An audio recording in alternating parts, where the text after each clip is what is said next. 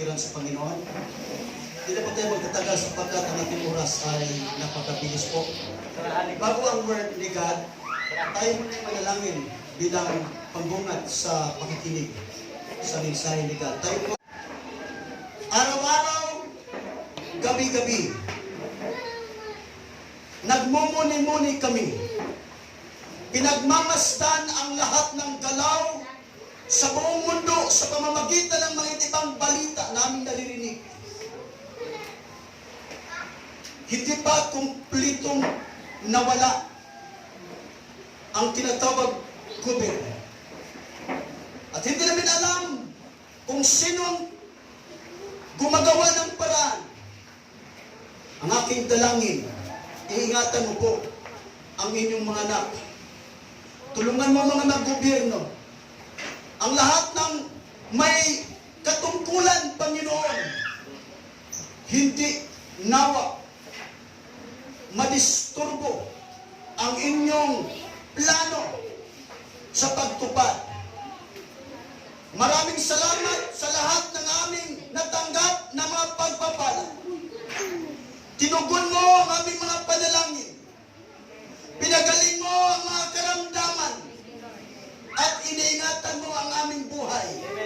Hindi lang ang mga members ng Rise of Church, kundi ang lahat ng mga anak mo, Panginoon, sa buong daigdig. Maraming salamat na ang mensaheng aming marinig ngayon ay tumimo sa aming puso't isipan at manatili hanggat ito po'y magaganap sa aming buhay. Pagpapalain mo ang lahat ng makarinig ng mensaheng dadalhin sa abang lingkod. Magsilbing ito'y maging ilaw sa amin at magtatagumpay kami sa anumang paraan. In Jesus' mighty name, every as of today is pinipreserve po ito ni God. Na-change ang plano sa akin sapagkat yung plano sanang yung dispensation sa eschatology ay i-present ko sana sa inyo. But after sa 2 nights na hindi po ako talaga nakakatulog ng maayos, ni-reveal si God sa akin at ang kanyang pinapakita sa akin is a way of salvation. Both. Ay yung sinabi ni God sa akin, present po ito, hindi ko talaga alam na may bago mga ating ngayon. Kaya nung nagpunta si sister, yung asawa si sister is kasama ito, wala no, ate? Nung nagpunta siya dito, kapatid, sabi ko, Lord, kung itong message na ito ay confirmation o i-message mo sa akin ngayong Sunday, give me confirmation. So, unang dumating yung, nasabi itong taga-paradise, yung nandyan ba, yung nagpunta dito, okay, saan tayo? Okay, salamat ni God. At yung sunod yung nagpunta dito, kasama ni Seth. Tama ba?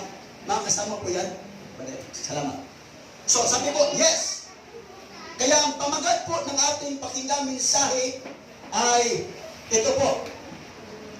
Tanggapin ang kaligtasang ibinigay ng Diyos sa tao bago mahuli ang lahat.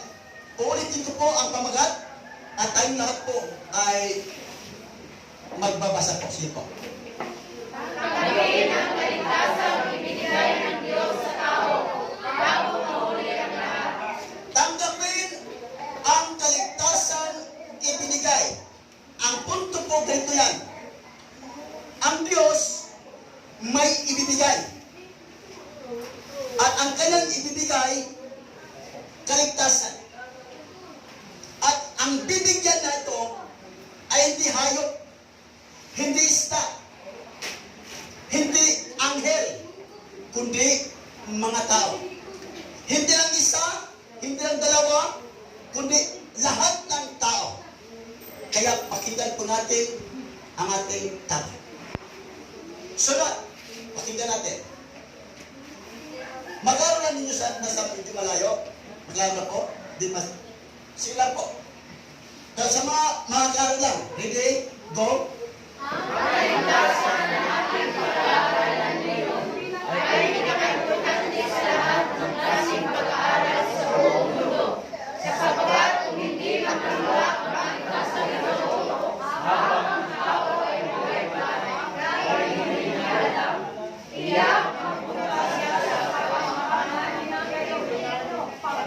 Alright, so pag-aaralan po natin, marami pong nag-aaral ngayon sa buong mundo. Maraming subjects na in-offer sa mga eskwelahan. Pero ito pong ating pag-aaral, mga kapatiran, ay isa sa pinaka-importanting pag-aaral. At ang ating pag-aaral tungkol po sa kaligtasan. Sapagkat kung hindi matanggap ang kaligtasan, kapag hindi matanggap ang kaligtasan ng tao habang buhay pa siya, mga kapatiran, dahil hindi niya alam, pagdating ng katapusan, tiyak, mapunta siya sa ikapahamakan ng impyerno. Pagdating ng katapusan. Okay lang sana kung walang katapusan. Okay lang sana. Dahil po mayroong katapusan, nais ng Diyos na malaman ng lahat ng tao ang paraan paano matanggap ang kaligtasan ibinigay ng Diyos. Kaya mag-aaral kayo tayong lahat. Umpisa natin. At sa mga taong nakatanggap na, pinapakita po dito, mga taong hindi pa nakatanggap sa ibinigay ng kaligtasan, hindi pa nakatanggap ha? At yung mga tao naman nakatanggap na ng kaligtasan na ibinigay ni God. Ito pong nakasulat sa sentence na ito. At sa mga taong nakatanggap na ng kaligtasan at nakasulat na ang kanilang pangalan sa aklat ng buhay, anong gagawin upang hindi mabura? Pakibasa daw po, please.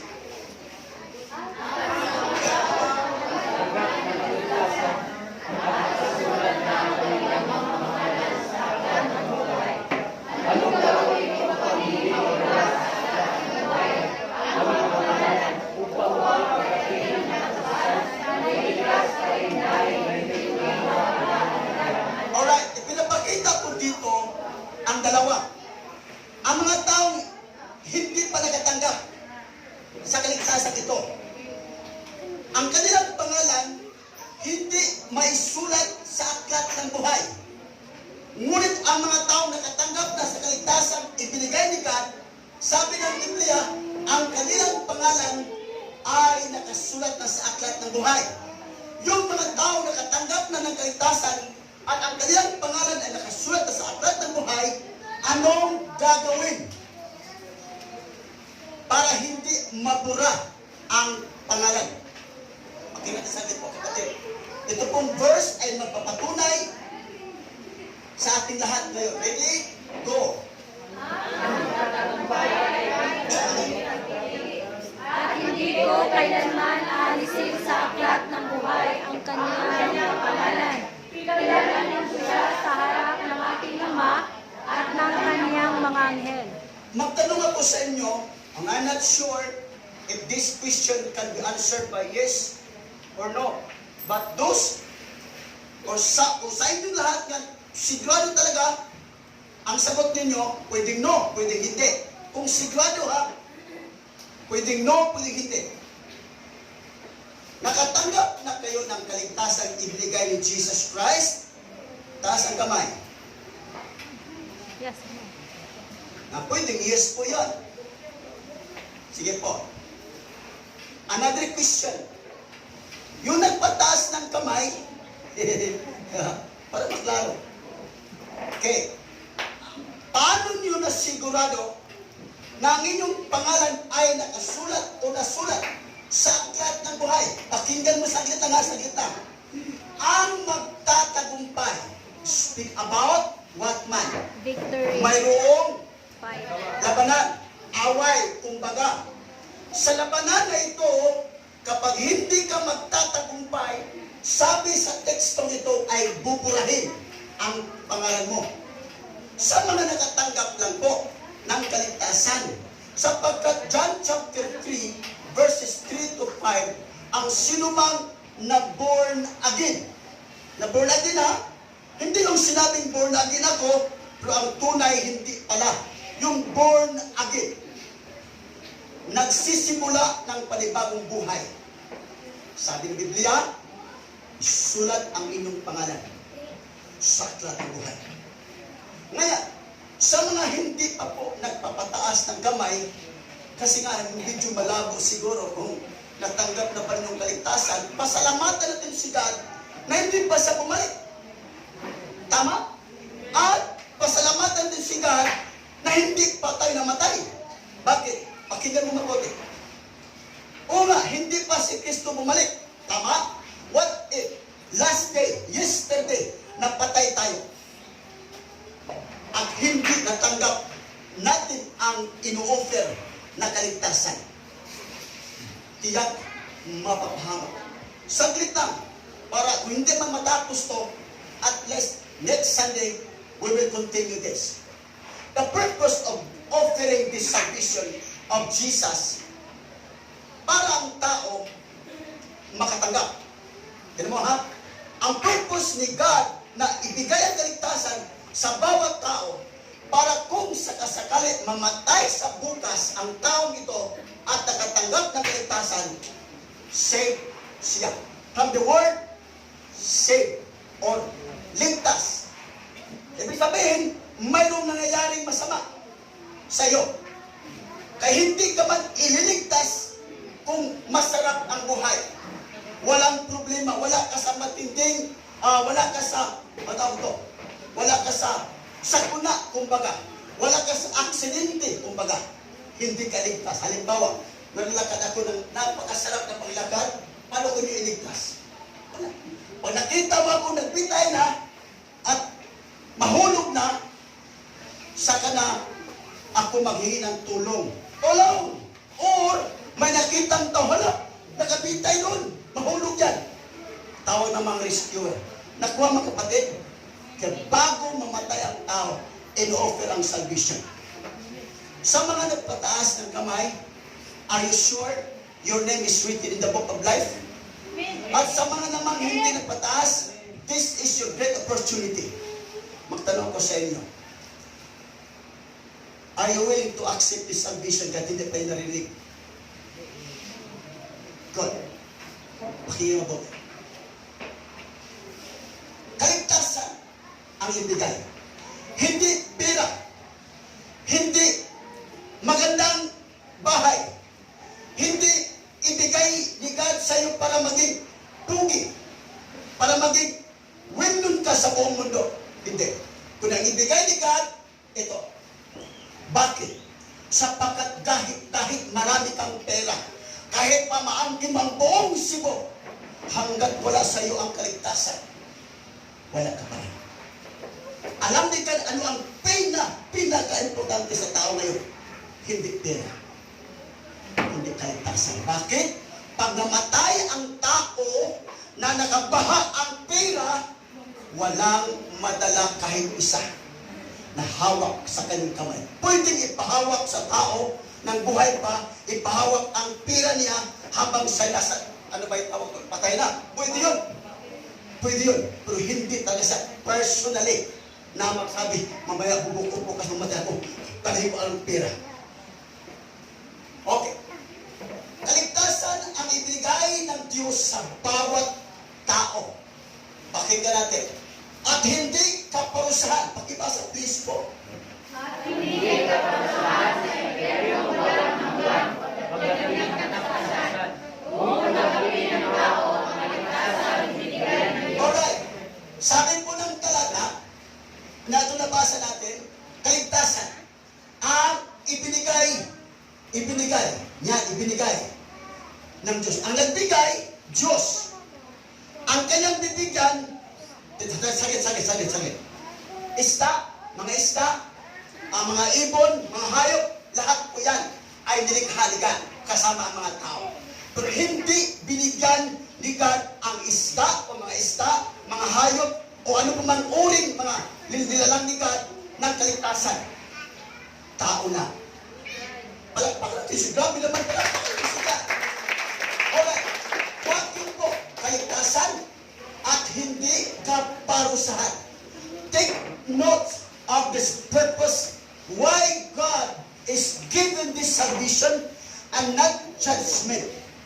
Hindi po judgment o hindi po kaparusahan. Bakit? Sapagkat pag hindi matanggap ang kaligtasan, mawala ito. Kung matanggap itong kaligtasan, mawala ang kaparusahan. Correct?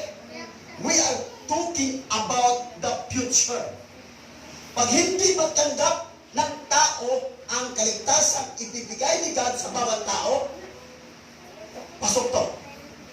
Kaparusahan ang maangkin kung hindi matanggap. Kaya po, kung tanggapin ng tao ang kaligtasan, ibigay ng Diyos, kaya po mangyari, mga kapatiran, yan, hindi kaparusahan. Kung matanggap. Pagdating ng katapusan, kung sakasakali hindi matanggap ang kaligtasan, pagdating ng katapusan dito, yan, pagdating ng katapusan, pag hindi matanggap ang kaligtasan, kaparusahan ang matanggap. Pagdating sa katapusan. Kung sakasakali naman matanggap ang kaligtasan, pagdating sa katapusan, mawala ito. Nakuha niyong punto? Mga kapatiran, nakuha niyong punto? Ang punto ganito, pag hindi matanggap ng tao ang ibinigay ni God na salvation, pagdating ng katapusan, kaparusahan. Kung matanggap naman ng tao ang kaligtasan, hindi kaparusahan ang kanyang matanggap. Tuloy natin. Yan, hindi kaligtasan. Kaya ang tema, tanggapin ang kaligtasan, ibinigay ng Diyos sa tao bago mahuli ang lahat. Bakit ba iligtas ang lahat ng tao sa buong mundo? Bakit ba iligtas ng Diyos ang lahat ng tao sa buong mundo? Bakit? Pakinggan mo mga kapatiran. Ang sagot ay dahil ang lahat ng tao nakaupo dito, kasama ko rito, kasama ang lahat ng tao sa buong mundo, ay kaya pala, kailangan iligtas ni God ang lahat ng tao sa buong mundo sapagkat ang lahat ng tao ay nagkasala. Pakinggan ang confirmation sa Bible para masabi mo na hindi ako nagsasalita na aking sarili, kundi salita ng Panginoon. Pakinggan natin. This verse ay nagpapatunay na walang exemption. Pakinggan po at basahin ready. Go. Ang kasalanan ay pumasok sa lipunan sa pamamagitan ng tao at ang kamatayan ay pumasok sa pamamagitan ng kasalanan. Dahil dito, gumagana ang kamatayan sa lahat ng tao dahil lahat ay kasalanan. Malinaw mga kapatiran, ang sinabi dito ay ang kasalanan. Tingnan mo ha, ang kasalanan, ang pumasok sa sanlibutan. Take note, hindi good health, hindi blessings ang pumasok sa mundo, kundi ang pumasok sa mundo according sa verse ay kasalanan. Because of this kasalanan, nagsabi po sa pamamagitan ng isang tao. So ibig sabihin may tinutukoy na isang tao na siyang dahilan na nakapasok ang kasalanan. Pakinggan mabuti ha. Pag sinabing word nakapasok, nasa labas yan. Ang nagdala ng kasalanan, kumbaga, nung nakapasok, ito nakadala ng kasalanan, nakapasok na sa mundo. Sino pong tinutukoy sa pamamagitan ng isang tao? Well, mahaba ang explanation, but look at the chapter 2 and chapter 3 ng Genesis. Walang ibang tinutukoy po, kundi siya lang. At siya ba? So siya lang dahilan. Tuloy. Sa pamamagitan, dahil dito, lumaganap ang kamatayan sa lahat ng tao dahil ang lahat ay nagkasala. Ang word po ditong kamatayan, mga kapatiran, dalawang tinutukoy dito. Physical. Anong ibig sabihin physical? Lang. Okay. Pag namatay ako, hindi na makakilos. Yan ang unang meaning sa kamatayan. Ang pangalawang meaning sa kamatayan is spiritual. Ganyan, ito si explanation. buhay ka pa, physical, pero wala nang gana. Wala nang ganang spiritual mo. Walang ganang makinig sa Word of God. Walang ganang sumunod sa Word of God. Wala talaga patungkol sa spiritual. Bakit? Patay. In other words, manhid. Hindi kumikilos. Yun ibig sabihin po sa kamatayan na sinabi dito. At sabi po dito, lahat ng tao, dahil ang lahat ay nagkasala. Take note. Naka-remember pa ang iyong buhay dati? Ako hindi. Pwede kong maalala kapag pilitin kong ma-remember. Nung ako pa hindi Kristiyano. Gang leader. Klaseng alak. Buwasakin namin ang mga pader. Wala pa mang sabo sa aming panahon ng marijuana. Sigarilyo. Rit. Kawat. Grabe. Bakit? Hindi mahagalaw ang aking spiritual consciousness. Nakakilala ako sa Diyos, pero hindi makakilos si God sa akin sapagkat may naninirahan sa akin. At ang naninirahan sa akin ang siyang dahilan na ako'y gumagawa ng kasalanan. Alam niyo kung sino po ito? Diablo. Kaya, inopera ko ni God ng kaligtasan. Amen. Amen. Yun ang nangyari sa akin. Hindi ko alam sa inyo anong history sa buhay mo. Basta alam na ninyo ngayon. Okay. Tuloy natin mga kapatiran. Pumasok sa isang tao. Kaya, therefore, kung hindi maligtas ang mga tao sa kasalanan. Tignan mo ha? Pag hindi maligtas ang mga tao sa kasalanan, ano sinabi? At sila ay maabutan ng kamatayan, tiyak mapapahamak sa impyernong walang hanggan. Pagdating ang katapusan, sabi ng mga tao, judgmental rakap ayo pastor. Huwag kang mag-judge. Oo nga, hindi ako nag-judge. Ang sinabi ko lang, sinabi ni God, pag hindi mo matanggap ang ino-open na kaligtasan habang buhay ka pa at maabutan ng kamatayan, walang sinabi ng Bible. Never in the Bible nakasulat kahit isang verse na sabi, pagpatay ka na, may pag-asa pang ililigtas ka ni God. Kaya ang pag-open ni God ng kaligtasan ito habang ikaw ay may buhay pa. Kaya maraming salamat kayo na nangyari sa inyo ngayon ay nagbabago na ang buhay sapagkat natanggap na ang kaligtasan. Tulad natin mga kapatiran, tiyak mapapahamak sa impyernong walang hanggan pagdating ng katapusan. Anong paraan ng Diyos upang maligtas ang bawat tao mula sa kasalanan at hindi mapunta sa impyerno pagdating ng katapusan? We are going to study the ways and the methods or system of God, paano niya ang tao iligtas. Hindi ito atin hindi ito ating kaparaanan para maligtas tayo. Nakuha mga kapatiran? Hindi ito ating kaparaanan, hindi yung kaparaanan mo, kundi kaparaanan ng Diyos. At ano ito? Mga kapatiran. Okay. Paraan maligtas sa kasalanan. At ito po yan. Mayroong walo ka mga paraan, methods, or system, or ways. At ito'y mabibigat. Hindi ito easy-easy. Hindi ito easy-easy. Na kaparaanan ginawa ni Jesus Christ o Hesus Kristo upang maligtas ang mga tao. This 8 methods or strategies or ways na ginawa ni God para maligtas ang tao. Mabigat ito. Una, pakibasa daw.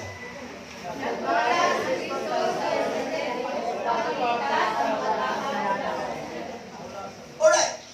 Pag inyong sabihin po, pag i-analyze po ninyo, tignan mo ha, nagpunta si Hesus Kristo sa Jerusalem. Take note. Use your common sense or use your analysis. Pakinggan po tayo. Saan ba palagaling si Jesus? Bakit nagpunta? Pag sinabing nagpunta sa isang lugar, hindi siya taga doon. Nakuha mga kapatid? Amen. Hindi siya taga doon. Sabi dito, nagpunta si Kristo sa Jerusalem upang iligtas ang mga tao mula sa kasalanan. Di ba pwede magpunta si Jesus sa Cebu? Sandali, nakuha ninyo? Di ba pwede magpunta si Jesus Mandawi? Wala ting magawa eh. Hindi napili yan. Ang pinili niya, Jerusalem, at malaking kasaysayan yan kapag pag-usapan o pag-aralan ang New Testament survey. Ngayon, taga saan ba si Jesus? Ang maraming alam, galing daw sa Tia de Mere. Pakinggan natin kung totoo ba yan. Pakinggan natin. Saan ba nanggaling si Jesus? Kung si Jesus ay nagpunta sa Jerusalem, saan ba siya nanggaling? Pakinggan po mga kapatid. Ang sagot ay, pakibasa. Ibig sabihin pala, wala pang teksto ha. Wala pang teksto. Pag sinabing bumaba, nanggaling sa taas. Hindi ba pwede magsabi, bumaba ka, nagaling ka sa baba. Papunta ka sa taas, ano bang sabihin yan? Sabihin ba, oy, bumaba ka dyan. Hindi mo pwedeng sabihin yan. Nasa baba ang tao at doon sa taas ang sabi, oy, bumaba ka dyan. Hindi pwede. Kung ang sabihin ko yan, pag nasa baba ka at doon sa taas, sabihin, oy, akyat ka rito. Pag nasa taas galing yan, oy, bababa.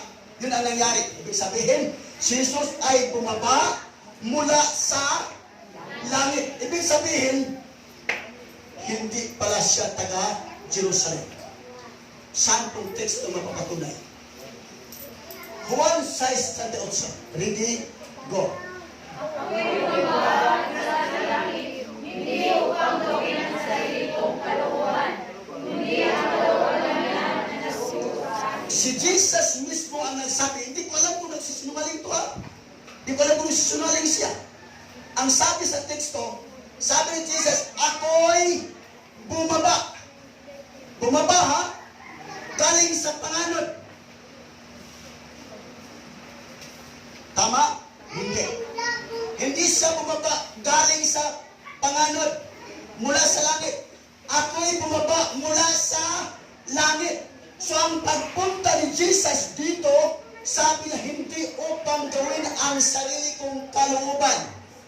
Pakinggan mo mga kapatiran, when Jesus Christ nagpunta sa mundo, sa Jerusalem, hindi ang kanyang kagustuhan katulad sa atin. Pag magpunta tayo sa Manila, wow, as is it, wow. Ang ating gustong masunod. Tama ba? Kasi nga, first time pagpunta ka, sino nagpunta ng Manila, tas kamay? Ang hindi pa nagpunta ng Manila. Alright. Ano tayong expectation mo?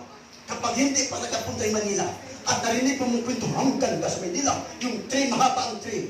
May train ba, may train ba hindi mahaba? Ha? Bahala na basta mahaba. Ano kayang sa isip mo? Wow, siguro hindi ka makatulog.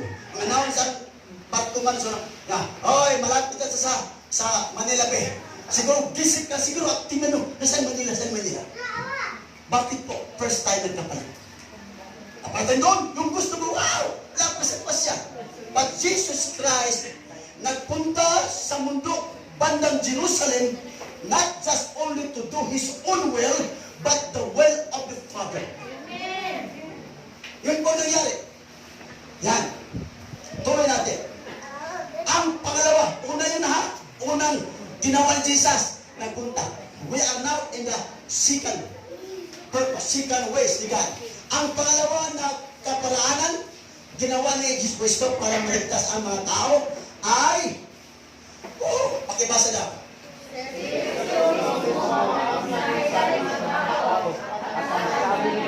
O ibig sabihin ha, si Jesus Christ, si Jesus Cristo mismo ang nagmensahe sa mga tao. At ang sabi niya, ano kaya yung mensahe ni Jesus Christ? Ano kaya yun? Pakinggan mo ha, nung nagpunta si Jesus dito sa mundo, hindi sa Cebu, hindi sa nakapunta sa Mandawi, pwede ba punta sa Mandawi, pero busy siya doon sa Jerusalem. Pwede ba? Pwede ba?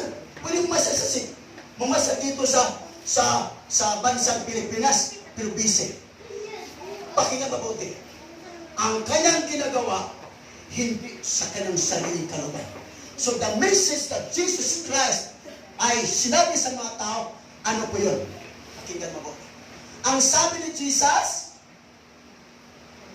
Repent, for the kingdom of heaven is... this is the first time na ginawa ni Jesus after siya nag-aayuno ng 40 days and 40 nights. Pakinggan mo mabuti ha.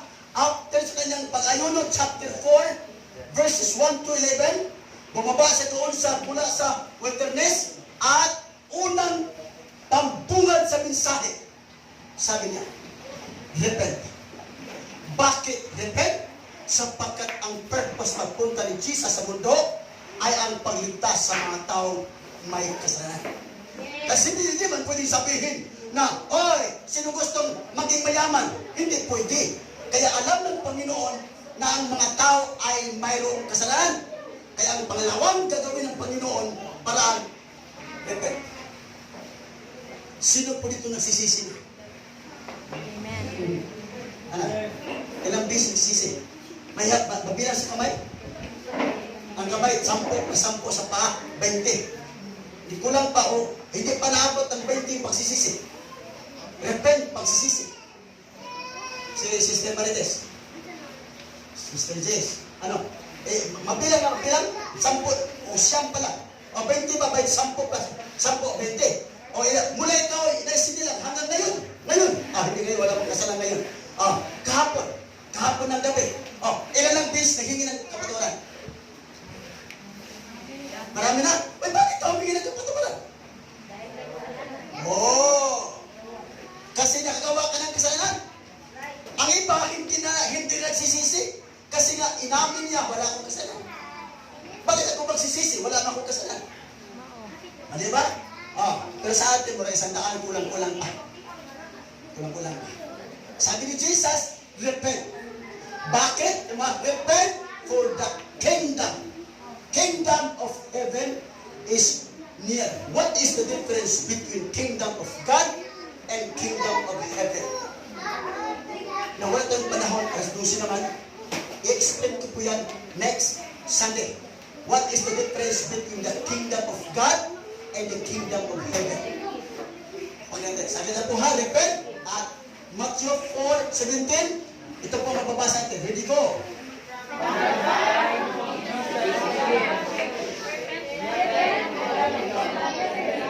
From that time on, Jesus began to preach. Repent. Kanang word na repent. Hindi na biro, mga kapatiran. Repent para sa atin, no? Ang repentance, repent. Sisi, murag, kumun lang niya. Kumun lang. Sorry. Ibang term sa pagsisisi, ha? Tapos, sorry. Bakit ko sorry ang ginamit? Kasi nasawa na sa patawad po. Nasawa na kumbaga. Tapos marami ng sorry. Patawad na naman. Patawad po ha. Nasagasaan kita. Ako ang mga kapatiran. Both sorry at pag-repent, ginagamit sa mga tao yan. At ginagamit din sa atin. Kahit niligtas na tayo. Pakinggan ng mga problema talaga. Within. Repent for the kingdom of heaven is near. Malapit na. Tuloy, mga kapatiran. Ang pangatlo, ano yung number 1? Pwede na ano? Very good. Pangalawa, Sister JK. Para maligtas sa mga tao. Repent. So na-message siya, ha?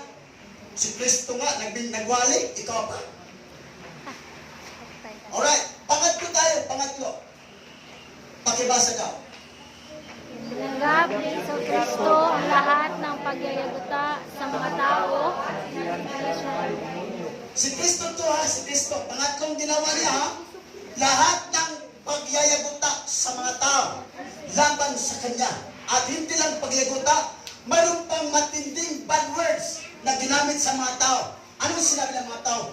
Kay Jesus, na demonyuhan, na demon possessed. Pero mo yan ang God, mayroon ba ang God mag-demon possessed? Uy! Pero anong nangyari? tinanggap lang po ni Jesus. Bakit alam ni Jesus, hindi sila demon possessed? Tinanggap niya. Lahat ng pag-ayari ko lahat tinanggap niya. Pangatlo yan. Pangapat, mga kapatiran, nakaparaanan ang ginawa ni Jesus Christ para maligtas ang tao. Pakibasa daw.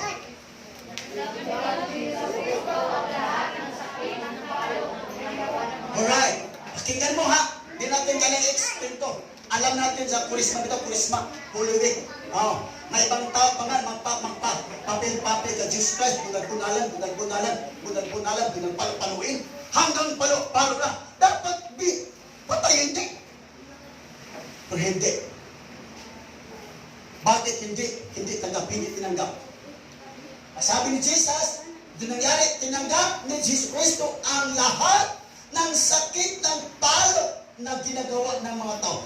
Palo, grabe. Tinanggap niya. Grabing sakit, tinanggap niya. Sunod, panglima na tayo ha. Panglima na tayo. Anong ginawa? Pakibasa, please, hurry up po. Help me daw.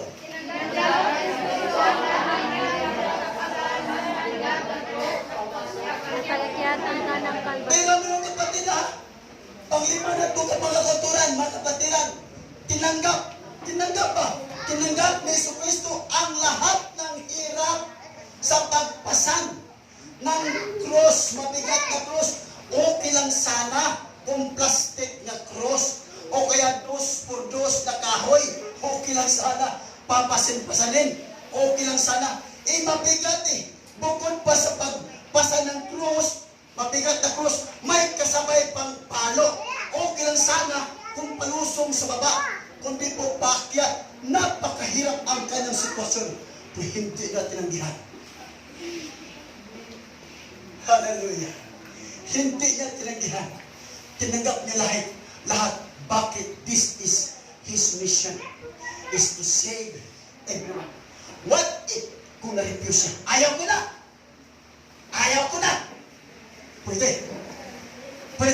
Pwede sabihin na, Lord, my Father, I'm not going to do your will. Napakahirap. Ikaw na lang punta dito sa mundo. Ako dyan. Pwede dito. Think about. Sunod. Pang-anim kapatid ha? Pang-anim na tayo. Pakibasa daw, please. Alright. Bukod pa, pinasan pa ang krus, palo pa, tinanggap pa rin ni Kristo ang ikaw nga, magtasi ka ng mantikay, mag-aroy-aroy ka nga ano ka nga, motor, madisgrasya, ano ka dito? Aroy-aroy nga Paano na kung papako ka pa? Bukod pa sa kamay at sa paa pa. Napakasakit po yan mga kapatiran. Pero nangyayari, nasa isip ni Jesus, if I'm going to refuse this sacrifices, people hindi maliligtas. Si Manny hindi maligtas. Ikaw, Bebalong, hindi ka maligtas din. Hindi ka man namatay para sa ospital ba? Huwag tayo Ginoo, patay ka na. Kung lahat din, sa bagay, buhit man ta. Salamat ni God. Kung naman, patay ka na. Patay ka. Salamat ni God. Kaya ang ating ginawang pagsimba ni God, hindi natin naisip ang ginawa ni Jesus. O naisip man natin ang ginawa ni Jesus, parang wala lang. Pakinggan mo, salamat Lord. Salamat Lord sa kabutihan mo Lord. Ganun ang expression mo. Sa lahat ng ginawa ni Jesus, ganun ang expression mo. Salamat Lord. Mabait ka Lord. Salamat Lord sa pag-provide mo sa aming pangailangan. Lord, salamat sa pagbantay. Yun ang expression mo. Samantala makadaog sa sabaw. Makadaog ka sa sabaw. Ano pang expression mo? Yay! Yay! Lahat ng lakas ibigay mo. Bakit natagumpay ka? Nasa isip mo natagumpay ka. Nakuha mga kabutiran? Pang-anim to. At pang-ito. Nakaparaanan. Pakinggan po. Pakibasa please. Kristo ang lahat ng hirap, hanggang tinaas ang cross, hanggang siya'y namatay. Tinanggap ni Kristo. Hindi naman sinasabi ng sakita sa Pinoy, mga sundalo. Maawa ka naman sa akin, grabe naman kayo eh. Bakit mo nga lagi-lagi na kung sinasaktan? Pinapalot pa, pinapasan pa, ngayon naman ibibig. Talagang lahat. Hindi ito si Jesus Christ. Itong picture na ito, hindi ito Jesus Christ.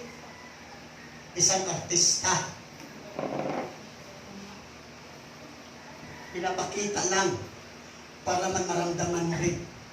Alam niyo, pag makita ka rin isang taong patay, lalo kumana sa buhay mo, ako talaga matigas ang ulo ko talaga. Gusto tayo namatay. Sabi ko sa bata, ako pinapalong natin. Palong tatay, bitay ko sa doon sa taas, palong tatay.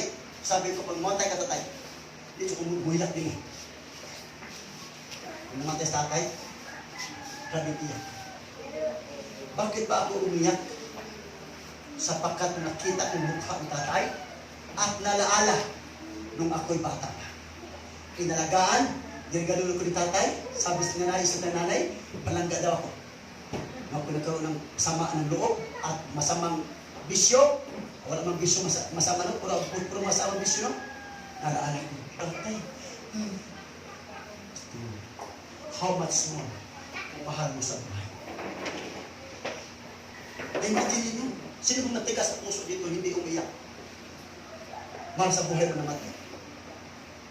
Umiyak ka ako namatay si Brother Crispin, na hindi may kapamilya, hindi may kapatid sa Panginoon.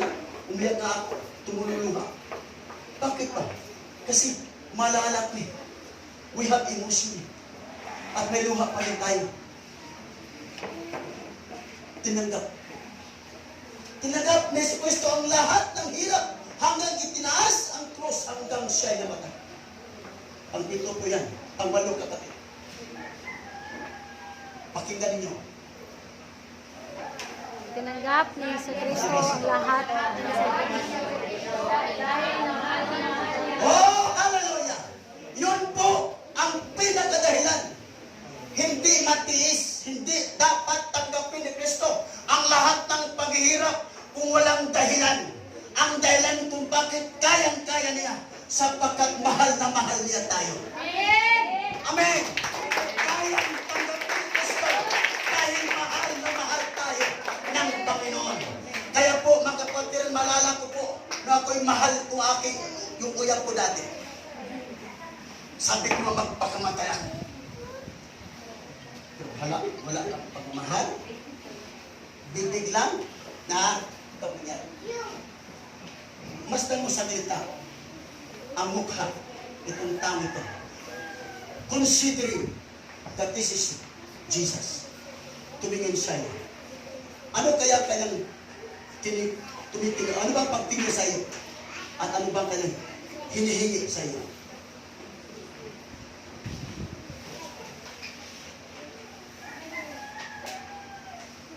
Grabe hindi kayo umiyak. Kahit man na magtulog sa luha. Mayroong isang nagsakripisyo. Maalala ko kapatid, kung hindi pa ako ginamit ni God. Ako ginamit ng demonyo. Bilang daw ni leader. Grabe ako mga sakit, mga members ko baga. Pinagbigyan ng mga power. San David. Yan. May gusto mo uyag. 50 sa gatos, ngunit rasyon. Yan. Yung gusto mong tablan, muna. Saan gusto mo? Para mag-out basketball? Orasyon. That was the time, ginamit ang buhay ko sa Satanas. Sabi ko sa Panginoon, maglilingkod ako sa iyo.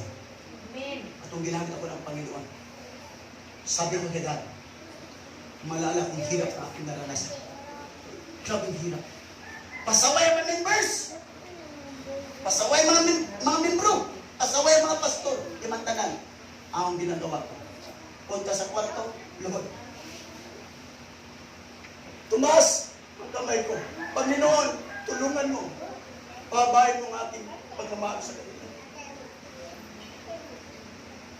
Di mo kaya ipatapas. Hindi mo kaya ipalabas ang luha kung wala kang tunay na nararamdaman sa puso mo.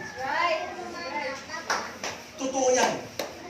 Pakinggan mo ang mga tao sa labas. sa mga taong may kasalanan. Pag namatay yan, maimperno. Kapag mag-uumpisa na matablan ang puso mo, katulad sa nangyari kay Jesus, kaya mo, kahit hirap, kaya mong puntahan at pagsabihan na maglilingkod sa Diyos. Kaya ko yan.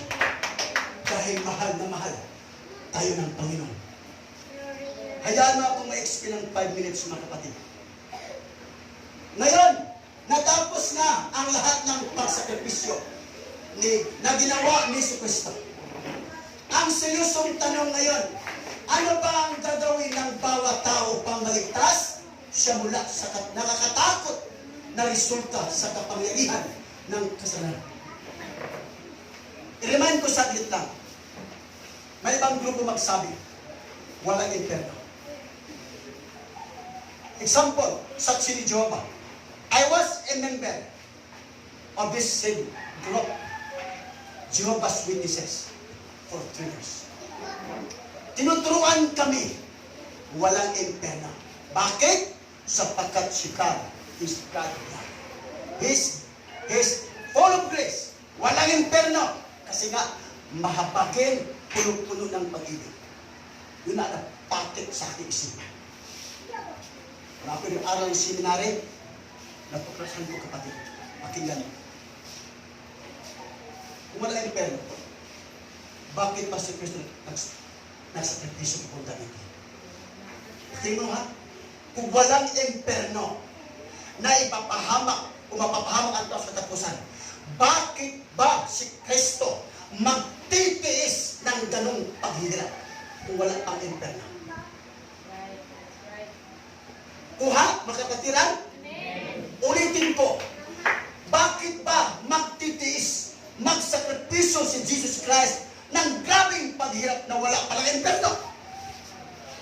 Oh, alam ng God. Galing sa langit siya. Alam ang programa sa langit na may demonyo. Ang demonyo ang pinaghahandaan ng Panginoon ng impyerno, hindi sa tao. Alam ni God yun. Historically speaking, mula sa panahon ni Noah, ni Abraham, ni Moses, hanggang sa panahon ni Kristo, nung nahulog si Lucifer o si Satanas, makapatiran, gumagawa ang demonyo, gumagawa si Satanas ng lahat ng plano para magandang plano ng Diyos sa tao ay mawasak. At ang ginawa ni Satanas, udyukan ng tao para magawa ng kasalanan. Kasi alam ng demonyo na dating araw, mapapahamak sila.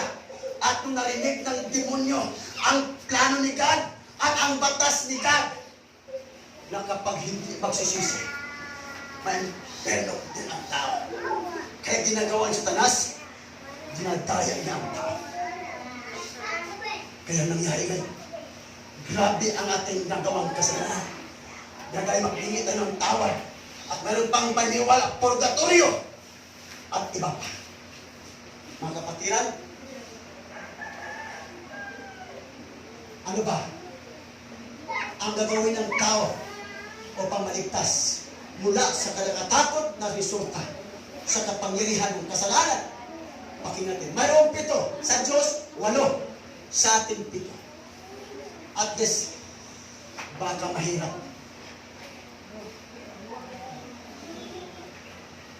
Kung sakasakali, may isang batas ni God. Example lang ha. Batas ni God sabihin.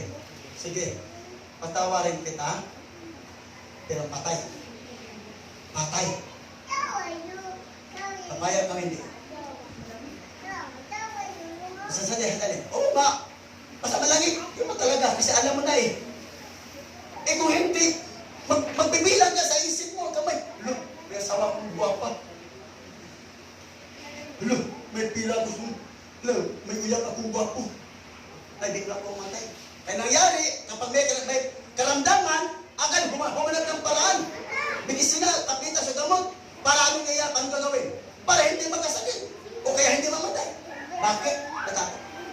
What ito ang isa sa mga requirements para maligtas? Patay. Si Sir. Siya bang leader doon sa company? Diyan. May requirements, sir. Kung apply mo trabaho sa inyong company, wala, disang pasok. Mayroon pala. Huwag ka magagawa ng requirements. Kami lahat, mga members, papasok din natin doon sa kumpanya nyo. Bakit ba may requirements? Ano bang unang requirements, Brad? Masaya? Born again? Salita. Ano bang unang requirements doon?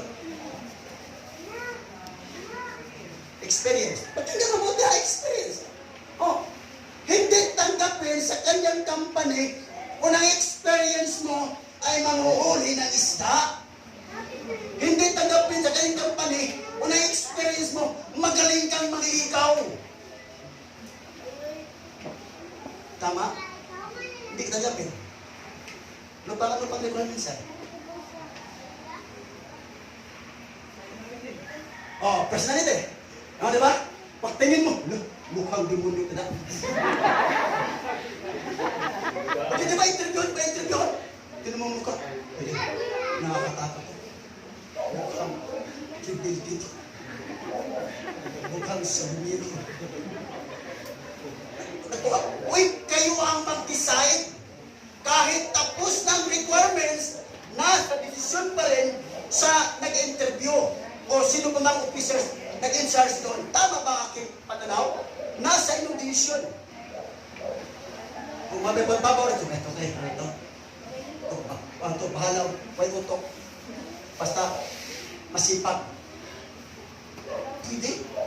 Bahalaw, may utok. Basta na may tao bang wala utok? Ha? Ang ibig sabihin ba, walang degree ba, kumbaga, walang pinag-aralan, di nga makasulat ang pangalan, may utok na. Ako ito, may utok. May grado. Pwede siya, may grado. Pero masipag lang. Hindi. Nahihirapan. Bakit po? Hindi na kahit doon sa requirements na pinapadala. Kasama doon mga, pwede bang ang highest na tamad, late, pasok. At yung mga masipag, hindi mo na. Di mag-isip ng mga tao. Ikaw ba? Pasok ka ba? Bakit? Tamad ka? Pasok. Sandali. Nako yung punto, we're talking about heaven. Pag hindi ma-meet ang requirements na ibinigay ng Diyos sa tao. Kaya tuloy natin mga kapatiran, pito lang po. Una, pakibasa please. Kailangan ang bawat tao ngayon na buhay pa ay makarinig o makakaalam sa mensahe na mula sa Diyos. At wala ng tao na mayroon siyang Alright, ang unang gagawin ng tao ay dapat habang buhay pa ang tao ay makarinig sa mensahe at makaalam mula sa Diyos ang mensahe ito. At malaman ng tao na mayroon siyang nagawang kasalanan. Kumbaga, puntahan siya at ipaalam na mayroon kang nagawang kasalanan. Unang paraan niya, pakinggan mong sinabi ni Jesus. The first step is he preached. What was his message? Repent. Kaya, ang nasa atin, may kasalanan ka. Mga kapatiran, ang ating oras. Ipapatuloy natin next Sunday. Pag-imbitan mong mga tao pa. At least, kung mamatay man, tayong lahat sabay-sabay, magkumustahan tas langit. Salamat po. Inimbita mo ako. Salamat sir. Inimbita. Magkumustahan tas langit. Kung sakasakali ay mamatay tayo lahat bukas. Kaya bago ka ayos dito sa lugar nating pinagtitipunan, make it sure na wala kang kasalanan. Saan ang paraan? Maghingi ka ng tawad. Lord, patawarin mo ako. Mula ngayon, maghingi ka ng tawad, huwag ka nang gagawa ng mali. Para hindi ka maghingi ng tawad. Bakit hindi ka maghingi ng tawad? Kasi wala ka nagawang mali. Pag naabot ka ng kamatayan, siyempre. Paano? Isa lang. May 6 pa. Kaya mag-pray tayo na hindi pa matapos ang mundo, hindi pa balik ang Panginoon, o hindi pa tayo mamatay para marinig natin ang alin. Alam ko, bakit sabi ko yan, kung bumalik pa ang Panginoon, noon pa. Kaya praise God, hindi pa siya bumalik. By next Sunday, I would like to challenge every leader to invite as much as you can. Kung hindi ba siya makapunta because of this lockdown or something problem, use your cell phone to communicate and give the message. A message of repentance or something in order for them. Mga kapatiran, in order for them to know the truth. Sama na sa atong gibuhat karon. Tanan mo tindog, mga kapatiran. Salamat sa iyo, Panginoon.